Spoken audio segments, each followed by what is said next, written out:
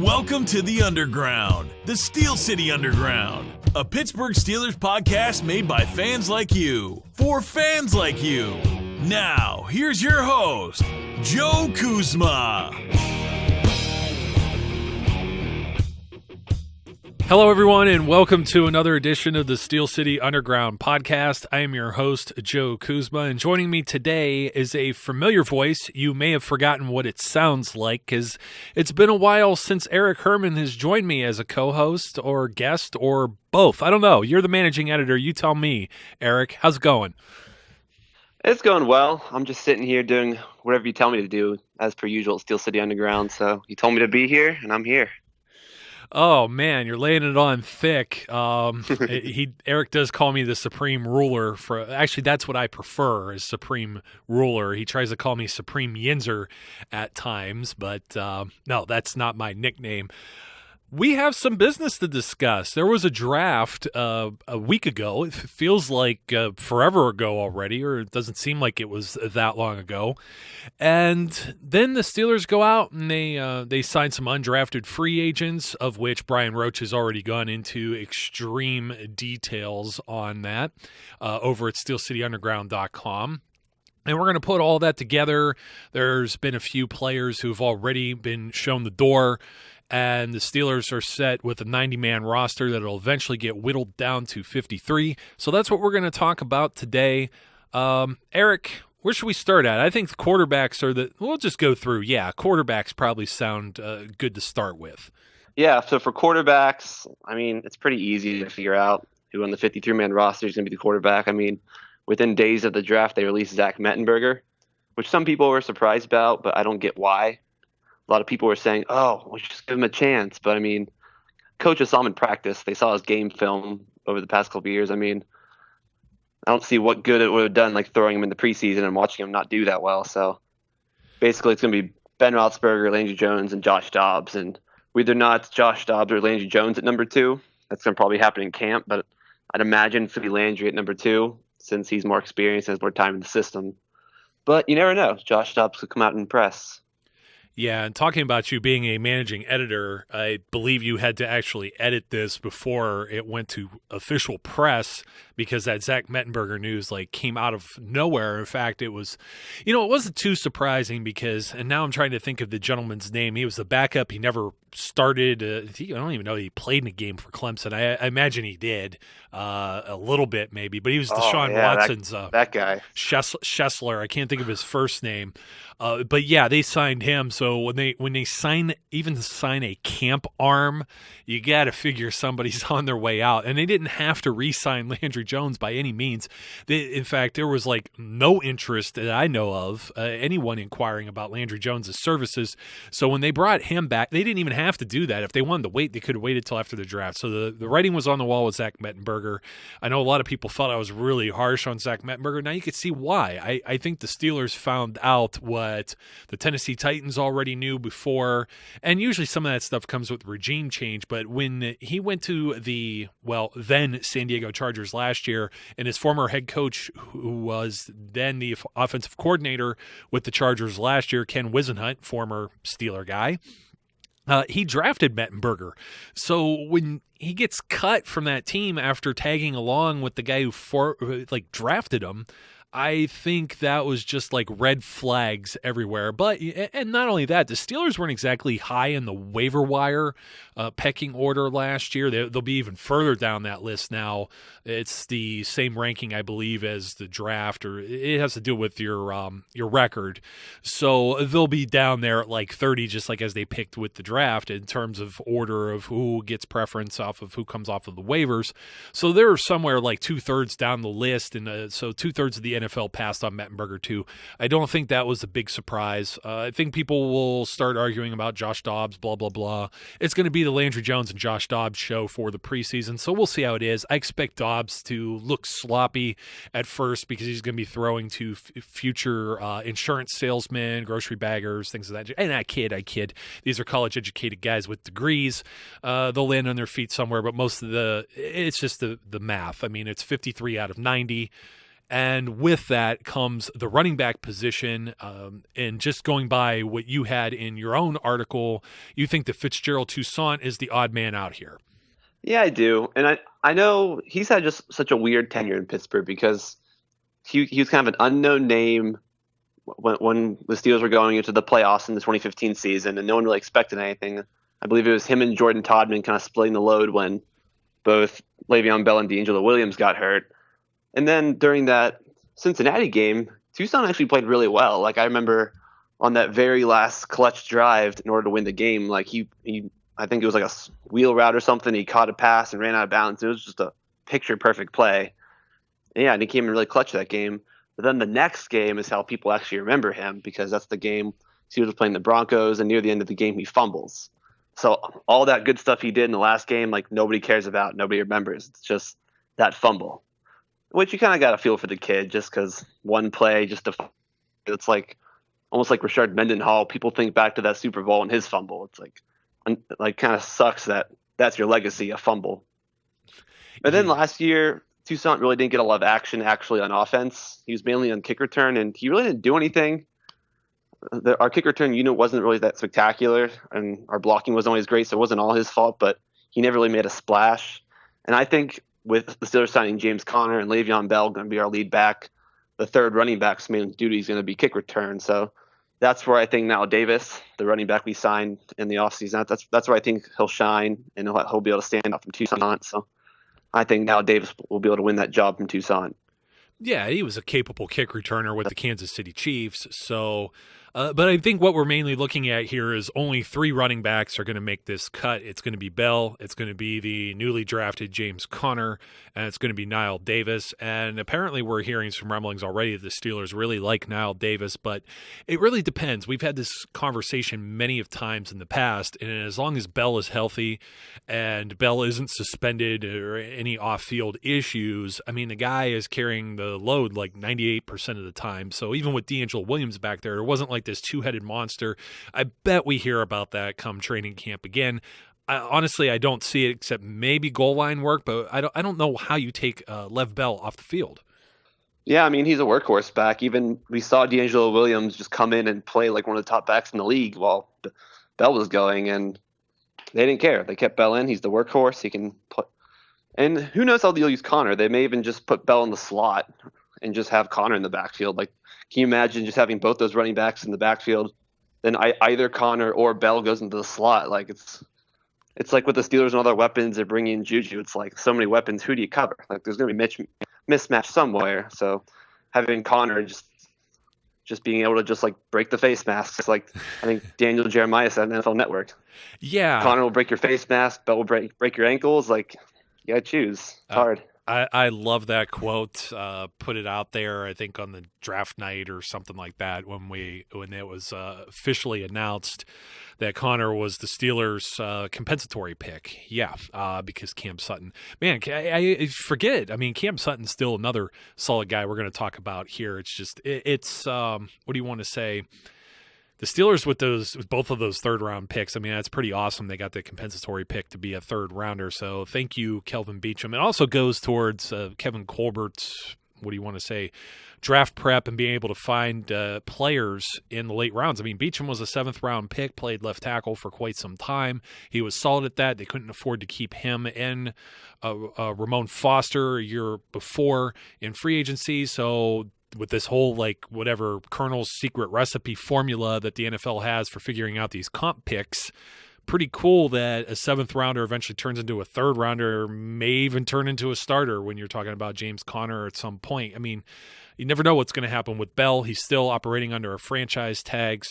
But the main point is here, Bell carries so much of the load. We just don't see any need for anything beyond 3 running backs. And if they have to go 3 deep, which they have when Williams had been hurt in the past, I think Niall Davis is a much bigger upgrade than Fitzgerald Toussaint. And as far as a personnel group, if you're taking all of that offensive backfield there, 5 total when you include the 2 fullbacks. They have had 2 fullbacks. Well, I guess you could call David Johnson's kind of an H-back. He plays some of the tight end positions too. His contract was extended, and they still have Rosie Nix. So that's what we're looking at here is those 2 as fullbacks. But then you alluded to all of the weapons that are on the field. We have a number of tight ends here. Ladarius Green, Jesse James, and you have a surprise pick. This was a gentleman who was not drafted by the Steelers, but many felt could have been a 6th or 7th rounder. Yeah, I was on the fence. I think when I was originally writing the article, I had Xavier Grimble in there. He was the guy who was our 3rd tight end last year, and he was always really a flashy player. Like I remember seeing him in training camp, and he made some big catches and had some big plays. But then when he actually got onto the field on game day, I think he had 1 big catch during the season, and besides that, he was kind of quiet. So and the fact that he's just been a journeyman his entire career, I don't think he's that valuable of an asset that even if the guy I'm adding on, Scott Orndorff, even if he fails, I think Grimble is still going to be available. And I'm trying not to be biased here because I know we had Orndorff on as an interview on our website, so I don't think I'm trying to be biased here. I just think Scott Orndorff has a lot more upside as a blocker. He may not be exactly the athlete and big play threat that Grimble is, but the fact that Grimble hasn't been able to consistently use his athleticism and big playability shows that the Steelers might just want to move on from him and just go with the younger guy. And I don't know if it's you or someone's alluded to before how he kind of has that Matt Spaeth build, how he doesn't necessarily have to be a big play threat. He doesn't have to catch the ball. He can just go out there and basically just be a 6th lineman, which the Steelers like in their tight ends. Yeah, it's a little bit better than maybe throwing Chris Hubbard out there all the time, too. I mean, you're not going to throw Chris Hubbard the ball as like your, what do you want to say? I can't think of when they say, number whatever, what is he, 78 is eligible, declared eligible. He's not eligible. Let's not kid ourselves. But Orndorff, yeah, I think he's more in the mold of like a Matt Spaeth, and at a value that's an undrafted free agent, and it's somebody that could be locked down for years to come. Xavier Grimble, I don't know, has ever been a very consistent blocker. He did have a case of some of the dropsies. He had injuries last year where you couldn't even get him. I mean, he could have made some major strides if he was healthy, with Ladarius Green being off of the field for most of the year. And then, of course, Jesse James, as I said, has played the most snaps of any offensive player not named Ben, Brown, Bell, or one of the offensive linemen. So he was almost like 90-some% of the snaps on the offense. He played more than anybody else. And a lot of that has to deal with the plethora of wide receivers that we're about to go through here in a second. But Orndorff, yeah, if at the pro level, and I had a chance to speak with him, he loves blocking. He looks up to Hines Ward as one of his favorite players. He is a local guy, grew up a Steelers fan, ends up staying local and going to Pitt, and then ends up with the Steelers and possibly going to camp. I think he has a shot at competing with Grimble, and like I said, Grimble, and you said this too, he's a journeyman guy. He's not somebody that is a lock for a roster spot. So if Orndorff can prove to be a better blocker, he's going to be in. That's how he's going to cut his teeth, maybe even special teams. He could also make the, quote, combat catches as well.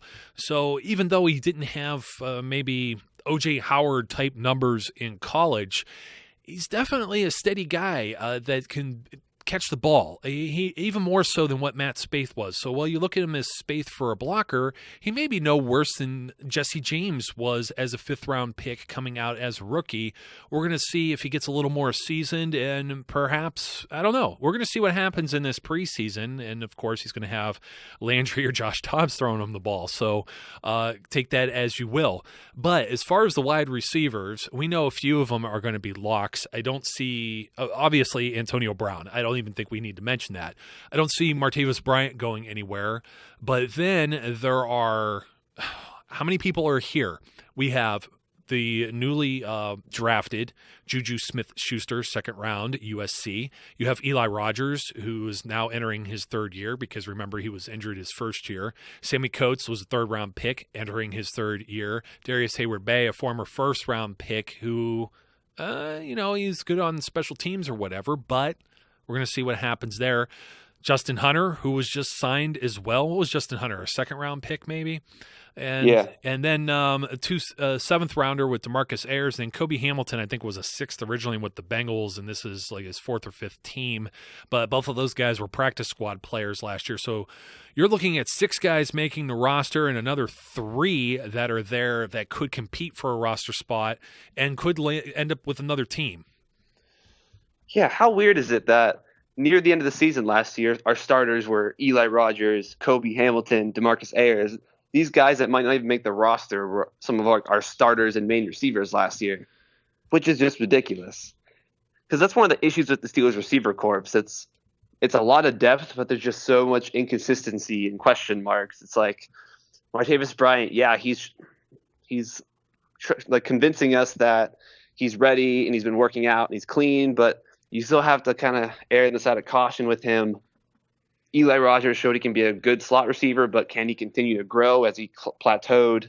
Sammy Coates, can he recover and go back to the form he was in the first 2 or 3 games of the season last year, where we thought he was going to be another one of the next great Steelers receivers? Darius Hayward-Bay, he's flashed a couple times. Like during the Dolphins game, he had a 60-yard end-around run, which is awesome, but that's really his only memorable play of the season other than a few catches here and there. So, and then, of course, Justin Hunter, who I kind of in my article alluded to as a dark horse because he was signed as he's like Martavis Bryant and Darius Hayward-Bay and Sammy Coates. He's just big receiver, fast, athletic, but questionable hands. I think the Steelers lead the league in players fitting that profile.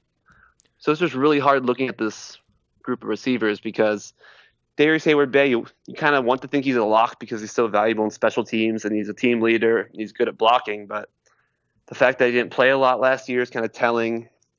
And players like Justin Hunter and Sammy Coates kind of match his profile. So maybe if those guys can prove to be good on special teams and be valuable, it could lead to Hayward-Bay being cut because that would save like $1 million or $1.5 million on the cap, which the Steelers may want to save some money having to sign guys like Shazier and Tuitt in the future. So this group's just kind of really hard to predict. There's so much talent. I think a guy like Ayers or Hamilton could be stashed on the practice squad and be safe. I do still like Ayers from last year, and Kobe was pretty good.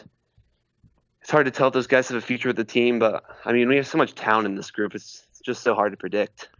Yeah, and I want to say that, like, Ayers is basically Rodgers. I think those two compete head-to-head. I think Kobe Hamilton and Juju Smith-Schuster, I think those guys would compete head-to-head. But, I mean, Kobe moved the chains quite a bit last year. He did a lot of it quietly. He had the defender draped in his face in the AFC Championship game and didn't come down with the one ball. And a lot of people, say what you will about that. Put yourself in those shoes. I mean, it'd be very, very difficult for anybody to catch the ball maybe there. I don't necessarily see Martavis Bryant catching the ball there. He had his issues towards the end of the last season that he played, and even Ben called him out for it. But DHB, now 30 years old, north of 30, turned 30 in February. So I think they're turning their sights towards the future. And I made a comment or reference to this maybe a couple months ago and towards the draft, but I think other teams are going to need to see what Sammy Coates, is he healthy? What are those hands and fingers? What's that whole situation with this thing? Because, he messed up his hand, and apparently that was part of his decline. There could be another team out there that's a suitor. I mean, you saw some pretty big camp battles. Well, maybe not. It's tough to call Jordan Berry and Brad Wing a camp battle, but just think about that. The Steelers got a draft pick out of that. I think it was a 6th rounder from the Giants the previous season, or maybe it was a 7th rounder, but they traded Brad Wing. They get a late round draft pick for Sammy Coates. I say cut their losses. Other teams are going to look at this and just wait it out because they're not going to get anything for like Darius Hayward-Bay. If anyone has any interest, they're just going to wait for the Steelers to cut him at the end of camp. And I see very similar with like a DeMarcus Ayers or a Kobe Hamilton. I mean, Hamilton's been bouncing around, so no other teams are really going to show vested interest in what Ayers played in like a game and a half so far. So he doesn't have a whole lot of film or anything to go by either. So if you're looking at it as an investment, maybe Sammy Coates is somebody that they could end up trading because he could be an odd man out, but right now by our projection, he will be the guy who makes the cut. Maybe Justin Hunter and DeMarcus Ayers and Kobe Hamilton do not. On the offensive line, you had written that we're going to keep 8. I agree. just because there's a lot of depth at other positions.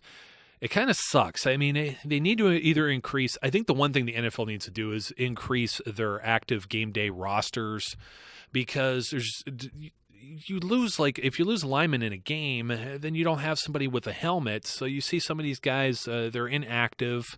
And they either need to do that, or maybe just increase these rosters a little bit. I understand, like, part of the tradition, part of the reason, et cetera, about it. But with there being so many injuries and things of that nature, the game is, everybody's stronger, everybody's faster. There's a sports science.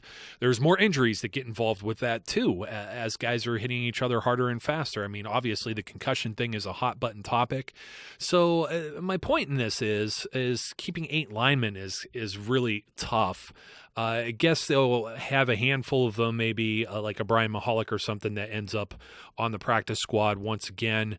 But your projection is Big Al, Marcus Gilbert, David DeCastro, who was Pro Bowler, Ramon Foster, Marquise Pouncey, who was selected to the Pro Bowl, did not play in it. Gerald Hawkins, the 4th-round pick from 2016, who was on IR last year. B.J. Finney and Chris Hubbard to round out that group. Yeah, I don't think there's really any surprises here. I mean, Gerald Hawkins was our 4th-round pick last year, and apparently he was very impressive in camp, but was just unfortunate and had to miss the whole season because of injuries. So I think he's basically a lock to make it, because, I mean, if he had that potential, I don't think the Steelers are going to give up on him anytime soon. And B.J. Finney and Chris Hubbard were both undrafted guys who they both came in clutch last year, filling in for players. And I just think it's funny looking at other teams who like failed to address the offensive line. Like, you looking at our backups, you could almost plug our backups into their starting lineups and improve them. So just the Steelers, like, offensive line depth, and even just their starters, like, we're so lucky to have those guys and have Mike Munchak. This team's been great with offensive line lately. Yeah, I think Munch is the big deal there. I just remember before he arrived and then after he arrived, and I think a lot of it is coaching and coaching people up. So that's definitely a difference. On the defensive line, flipping to the other side of the ball and starting with, well, the spot everyone wanted us to fix, and that was the defense. Cam Hayward will be back, so he's definitely has a roster spot.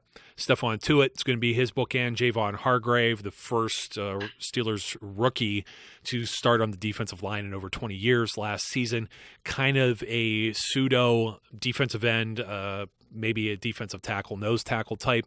Tyson Alu, who can definitely play on the end there. So both of those guys, that looks like a 4-man rotation there. And then you still have L.T. Walton.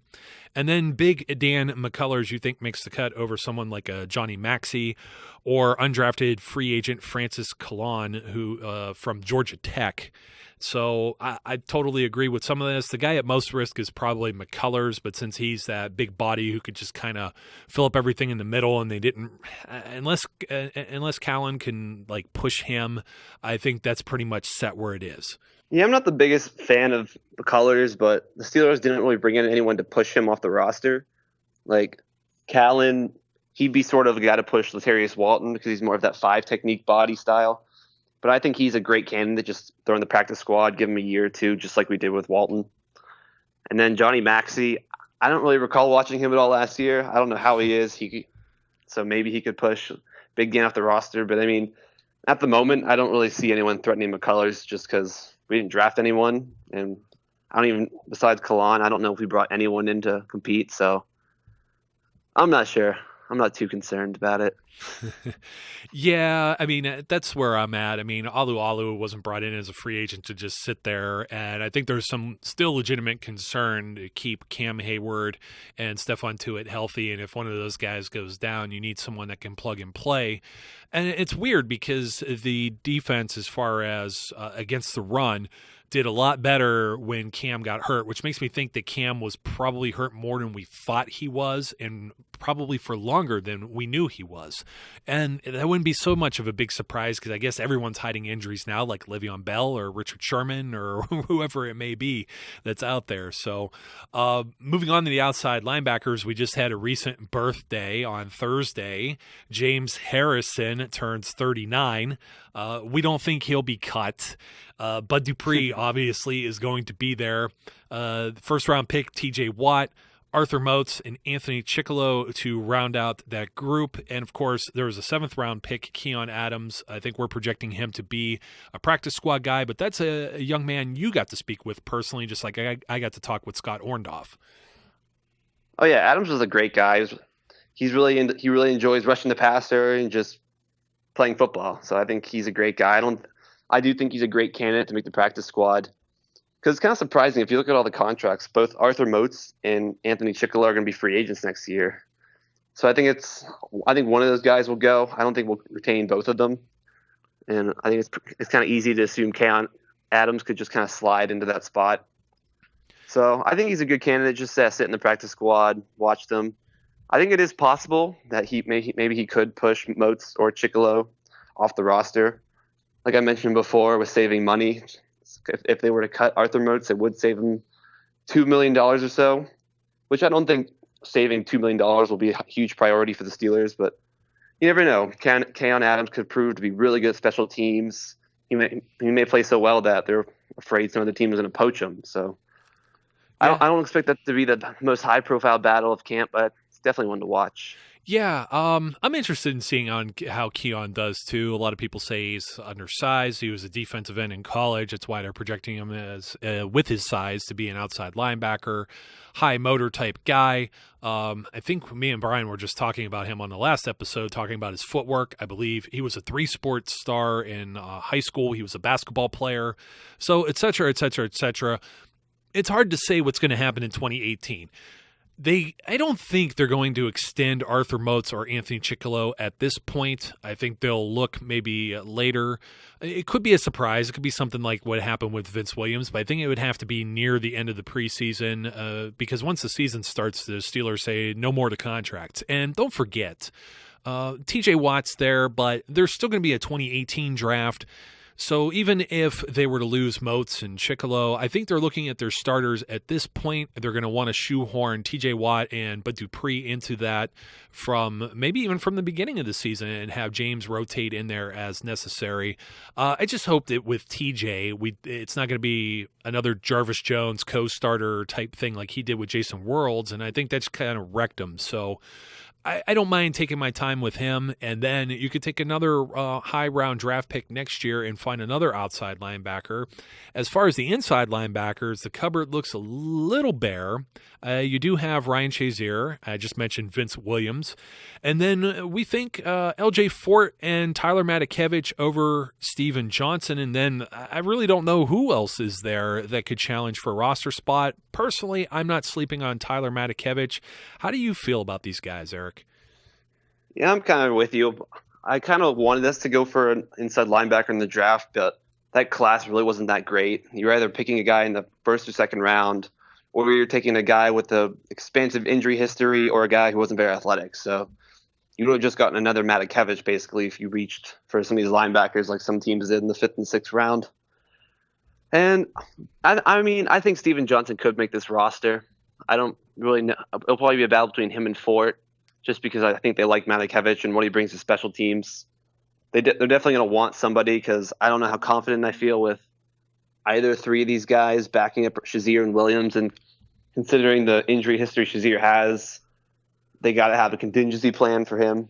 So I just hope one of these guys stands out in camp and just plays well.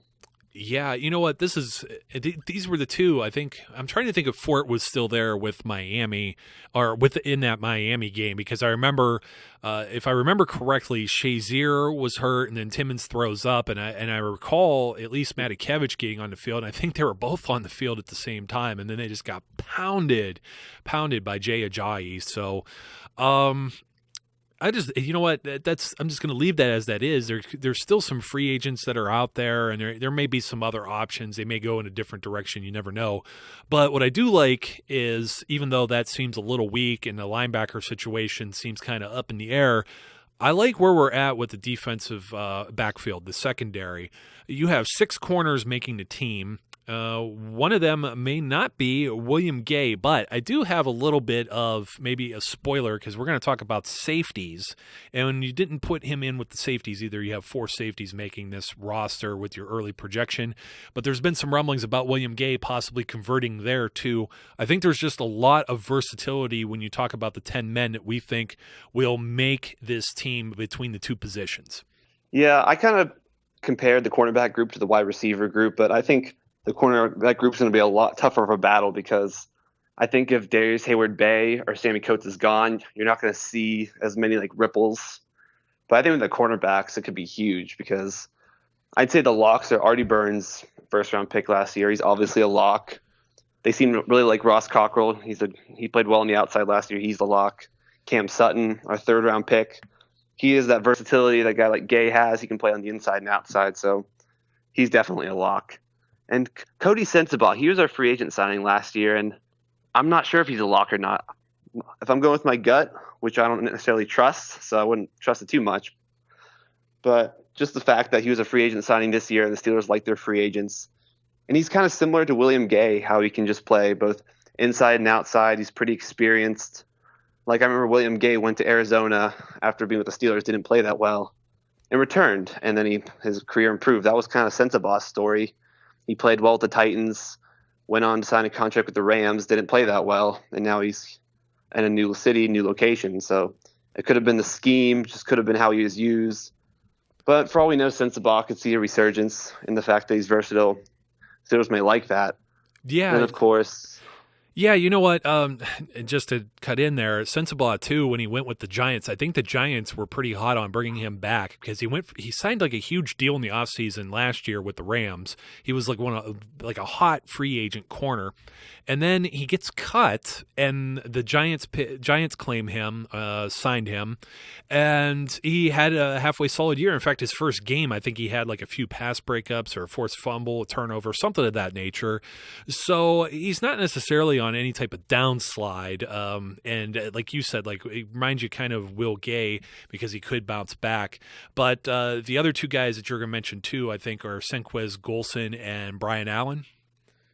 Yeah, and both are just – it's really tricky and it's really hard to predict because, as we all know, Senquez Golson got injured 2 years in a row in training camp, which is really unfortunate because – like in the very limited, like maybe a day he's played, people really liked him and said he looked great out there, but he's just had a lot of misfortunes, got hurt 2 years ago. So he's had the time to study the playbook and just prepare as much as he can without actually playing football. So it's going to be huge to see if he can actually go out there and contribute after not playing for 2 years. And for all we know, he could just get unlucky again, get hurt again, or he could go out there and just not be in football shape and just not be the player we thought he was going to be. And then with Brian Allen, like he's just a great athlete. He's a converted wide receiver. He's a super raw player. He's kind of like how guys like Ike Taylor and Cortez Allen were, just super raw guys and projects that you don't really want them to contribute right away. And with Brian Allen, the thing's going to be is if they think they can stash him on the practice squad and be able to develop him, or if they do that, maybe he'll get stolen because a couple years ago, Steelers also had a 5th-round pick they tried to put on the practice squad. Wesley Johnson, offensive lineman. And then, of course, they try and put him on the practice squad, and the Jets claim him, and now he's their projected starter at center this year. So they might not want to risk losing this guy again, just like Wes Johnson. Yeah, we've seen that with B.J. Finney, too. They actually gave him a raise 2 years ago, and that was so no other team to try and entice him to not get poached by a different team, and that actually worked out. But it happened before, too, where I think the Steelers, I think the one that really bit me was when they went after this Stanford defensive end, could have been projected to be outside linebacker and maybe a 3-4, possibly. Yeah, Josh Morrow. And then, of course, Steelers West, the Arizona Cardinals just poached him. It took him right from underneath our nose. But I think the biggest thing between all of these corners is when you look at Cam Sutton, you look at Cody Sensabaugh, hopefully if Senquez Golson is able to go back to his pre-pro form, having not played football for about 2 years, and even Brian Allen, these men have played multiple positions in that defensive backfield. once again, it's versatility. It's very hard to peg who's going to be anywhere. I mean, you look at an opening day roster, you're probably thinking Artie Burns, Ross Cockrell. That slot position could be any of the other guys. Maybe not Allen. I think Allen might be more of a boundary guy. I think he even had some time at safety too, I do believe, or it was Cam Sutton. I mean, these guys have been all over the place. And as far as the safeties, there's not a whole lot there either. But when you have Mike Mitchell and Sean Davis, you don't need a whole lot. Robert Golden, I think, as a special teams captain, I don't know that there's a whole lot to push Golden or Jordan Dangerfield off of this chart. In fact, I can't even think of anybody that would push them off the chart at this time. Yeah, they got the guy from Pitt, but I don't even know his name, so I don't really consider him a threat. But yeah, safety of the position, that's one of those ones I think they would have liked to address heading in the draft because it was one of the most visited positions pre-draft. But it's one of those things where people complain, like, Steelers, why didn't you get an inside linebacker? Why didn't you get a safety? Why didn't you get a tight end? I mean, the answer is simply, like, it's how the board fell.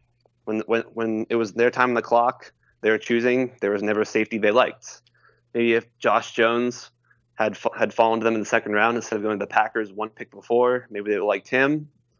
And there's a guy I mocked to us, who's Rayshawn Jenkins from the U. And I don't remember who took him. Well, maybe the Dolphins. I think they took him like the very top of the fourth round.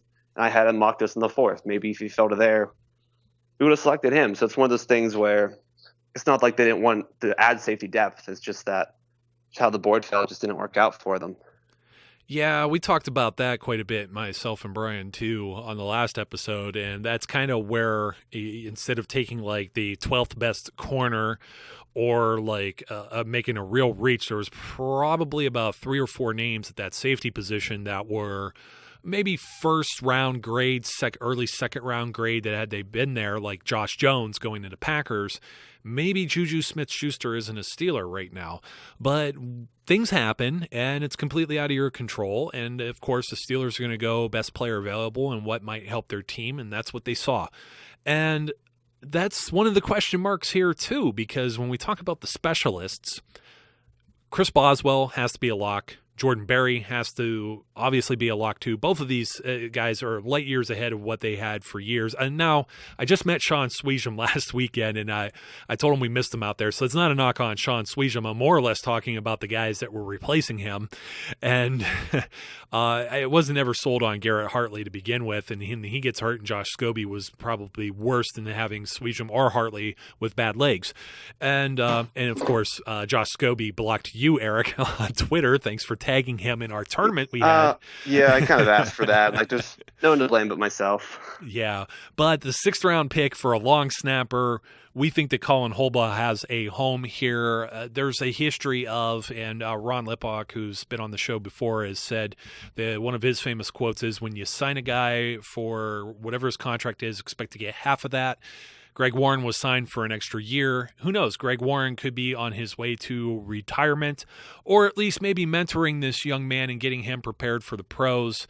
Apparently, Brian found film on Colin Holba, and I tell you, that's pretty crazy. That's not something I was looking for in a long snapper, but we think just by virtue of this selection and using a draft pick, I don't think there's any way, one, that they keep 2 long snappers on the roster, and 2, that they let Holba go to the practice squad. Yeah, and I may be kind of an optimist and have a lot of faith in our coaching staff, but I've definitely come around to this Holba pick just for a couple reasons. Like, a guy like Warren, he's been around for 10 plus years. If we can get Colin Holba to be around for that period of time, like, who cares if we spend a 6th round pick on him? Like, 10 years of like productive snapping. You never know his name because it doesn't mess up. Maybe he gets a fumble recovery like Greg Warren did this year. And yeah, that's a great way to spend a 6th round pick. And then you can also even just look at last year's 6th round pick. Steelers drafted Travis Feeney, and he's not even on the roster anymore. So with these 6th round picks, kind of like how Colbert alluded to in his post-draft conference, like, these players are crapshoots anyway. You're just rolling the die on these project players and see how they turn out. Like Colin Holba, if he ends up being a good player for us, yeah, that's a great pick. Maybe no one else they liked better was on the board.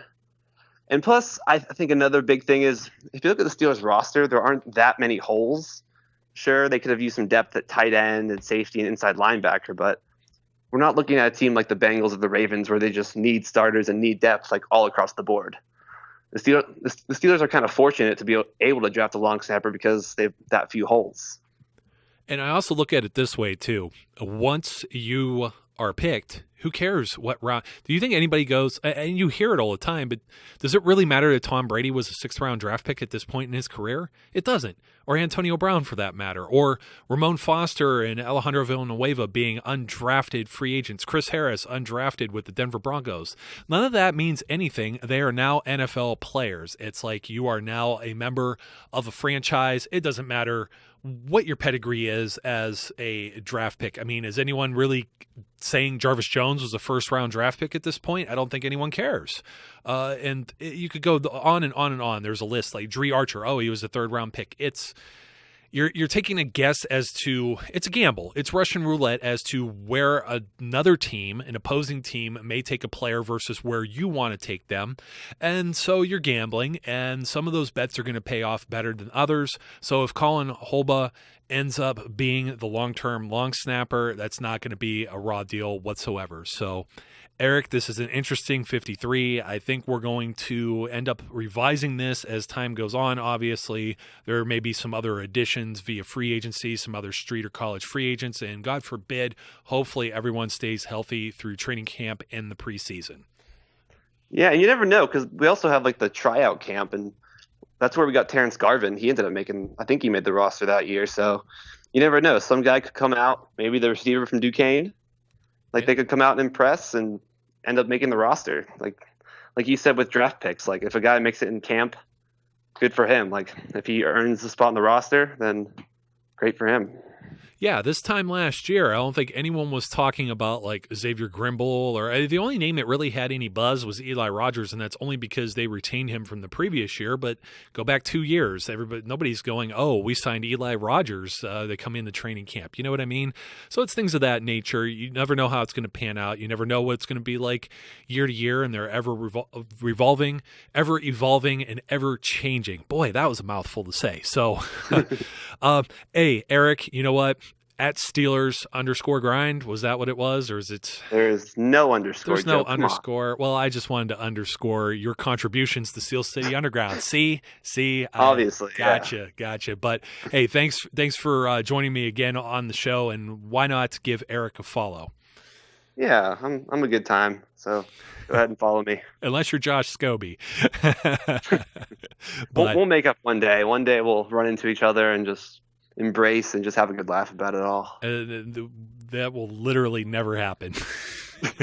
But okay, folks, take care. Until next time, be safe, be good, and we will catch you later. Tell everyone hello, Brian. Hello, everyone, and welcome to another edition of the Steel City Underground Podcast. I am your host, Joe Kuzma, and joined once again by my co-host, Brian Throat. All of the day 3 that seems like it just lasted forever.